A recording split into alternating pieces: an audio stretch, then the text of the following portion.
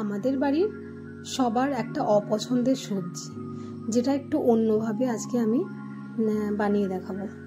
প্রথমে আমি ভেন্ডিগুলোকে এভাবে টুকরো টুকরো করে কেটে নিয়েছি। এবার এর মধ্যে দিয়ে দেব লবণ, হলুদ, জিরে গুঁড়ো, ধনে গুঁড়ো, 3 চামচ বেসন, আর দেব লঙ্কার গুঁড়ো, কালো জিরে আর একটু জোয়ান।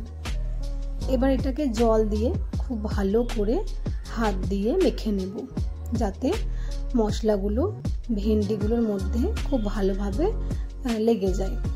এবার কড়াইয়ের মধ্যে বেশ কিছুটা তেল দেব। তারপর তেলটা গরম হয়ে এলে এগুলো আমি তেলের মধ্যে ছেড়ে দেব, ভেজে নেব এগুলোকে। এবার অন্যদিকে একটা মশলা বানিয়ে নেব, যার জন্যে আমি 1 বাটি দই নিয়েছি। এর মধ্যে দিয়ে দেব লবণ, হলুদ, জিরে গুঁড়ো, ধনে গুঁড়ো, কাশ্মীরি লঙ্কার গুঁড়ো, আর দেব সর্ষের তেল আর ধনে পাতা। এগুলো খুব ভালোভাবে আমি মিশিয়ে রেখে নিয়েছি। এবার ভেন্ডিগুলো দেখো ভাজা হয়ে গেছে। এগুলো এবার আমি তেল থেকে তুলে নেব।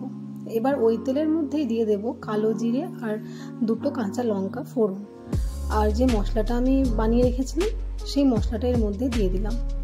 গ্যাসের ফ্লেমটা একটু লো রাখবো, কারণ যেহেতু এখানে দই আছে, দইটা ফেটে যাওয়ার একটা সম্ভাবনা থাকবে।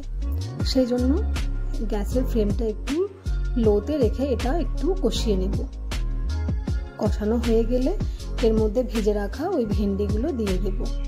এবার গ্যাসের ফ্লেমটা হাই করে এটা ভালোভাবে কষিয়ে নিতে হবে। কষানো হয়ে গেছে।